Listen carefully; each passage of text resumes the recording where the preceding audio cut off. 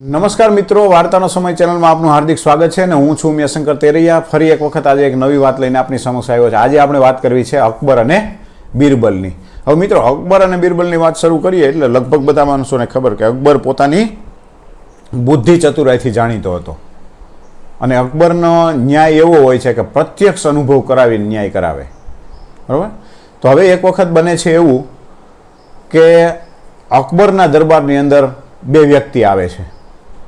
આવી અને ફરિયાદ કરે છે કે મારી બકરીને આ વ્યક્તિએ મારી છે. એટલે પેલા વ્યક્તિને પૂછે છે કે ભાઈ તે આની બકરીને મારી છે, શું કામ મારી છે? એટલે પેલા કીધું કે ભાઈ એની બકરી છે એના ઘાસ હતું, એ ઘાસ ખાતી ખાતી મારું ઘાસ ધરાર ખાઈ ગઈ, તો એનું ઘાસ એમને અકબંધ રહ્યું અને મારું ઘાસ ખાઈ ગઈ તો મારું નહીં તો શું કરવું? એટલે પેલા માણસે દલીલ કરી કે ભાઈ બકરીને થોડી એવી ખબર હોય કે આ ઘાસ મારું છે અને આ ઘાસ પેલાનું છે, એને ઘાસ એટલે ઘાસ છે એટલે ખાઈ ગઈ હોય. તો પેલો માણસ કહે કે ના, બકરીને ખબર જ હોવી જોઈએ કે આ ઘાસ કોનું છે. પેલો એક માણસ એવું કહે બકરીને ખબર ના હોય, આ ઘાસ ખબર ના હોય, એક કે ખબર હોય. હવે આ દલીલ ચાલતી હતી એટલે અકબર બાદશાહે ન્યાય કરી દીધો કે બકરીને ખબર જ હોવી જોઈએ કે આ ઘાસ કોનું છે. એટલે બિરબલ વચ્ચે બોલ્યા કે માફ કરજો મહારાજ, પણ બકરી એ પશુ છે, એ પશુને એવો ખ્યાલ નથી હોતો કે આ ઘાસ અથવા આ ખેતર કે આ જંગલ કોનું છે. એને તો પેટની અંદર ભૂખ લાગે અને જે સારું મળે એ ખાવા દોડે.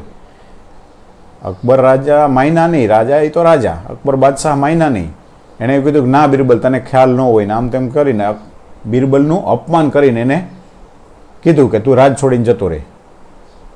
હવે જતા રહ્યા પછી ધીરે ધીરે થવા માંડ્યું એવું કે પબ્લિક રોજ ન્યાય માટે આવે અને ઘણા ઘણા પ્રશ્નો એવા આવે કે બાદશાહની સભામાંથી કોઈ ઉકેલી શકે નહીં. અને જે બાદશાહ ન્યાય માટે પ્રિય હતા એમાં ક્યાંક એને લાંછન લાગવા માંડ્યું. પછી બને છે એવું, બાદશાહને વિચાર આવે કે બિરબલ વિના આ દરબાર અધૂરો છે, બિરબલને ગમે ત્યાંથી શોધો. સૈનિકો ખૂબ શોધે છે પણ બિરબલ મળતા નથી.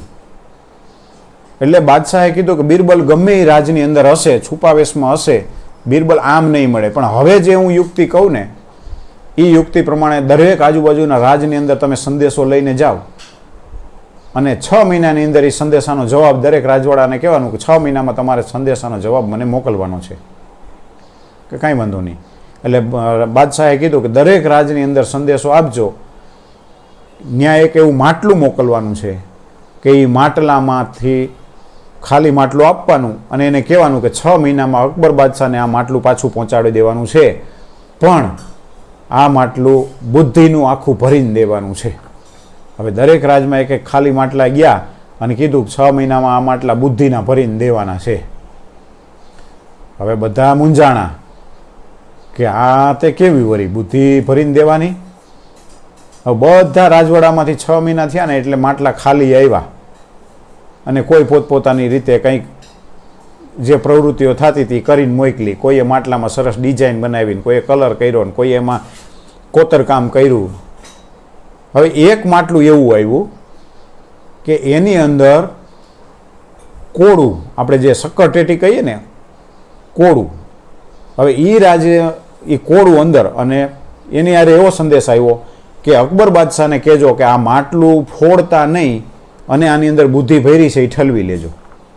હવે માટલાની અંદર કોળું એવું ફિટ થઈ ગયેલું કેમ કે એ કોળાનો વેલો વાવ્યો અને વેલો આવ્યા પછી નાનું એવું એનું એ કોળાની શરૂઆત થઈ ને નાનું એવું નૈયું હતું ને તો એ માટલામાં રાખી દીધું.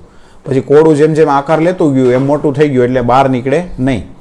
એટલે અકબર બાદશાહને ખબર પડી ગઈ કે આ રાજમાંથી, આ માટલું જે રાજમાંથી આવ્યું ને ત્યાં જાઓ અને એ રાજાને પકડી આવો, બિરબલ ન્યા જ છે. એટલે બધા સૈનિકોએ કીધું કે મહારાજ એવું કેમ નક્કી થાય બિરબલ ન્યા છે?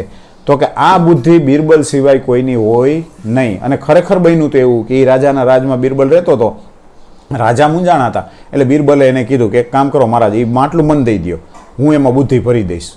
એટલે બિરબલે આ કોળાનો વેલો વાવ્યો અને નાનું એવું માટલું હતું એમાં એ મૂકી અને કોળું અંદર મોટું થઈ ગયું. પછી માટલું મોકલાવ્યું અને બાદશાહને કીધું કે આ માટલું ફોડાવીને આમાંથી બુદ્ધિ કાઢી લેજો. એટલે બાદશાહને ખબર પડી ગઈ કે આ બુદ્ધિ બિરબલની જ હોવી જોઈએ, બીજા કોઈની ના હોય. પછી એ બિરબલને પાછા બોલાવે છે અને આખી વાત કરે છે. ખરેખર આ દિલ્હી દરબારને તમારી ખૂબ જરૂરિયાત છે. વળી પાછા બિરબલ અને બાદશાહ બે સાથે મળી અને પ્રજાનો ન્યાય તોડવા માંડ્યા.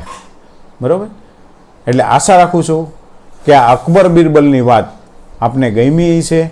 આવી જ નવી નવી વાતો લઈ અને ફરી પાછો ના આવું ત્યાં સુધી મળીએ. અસ્તુ. જય હિન્દ.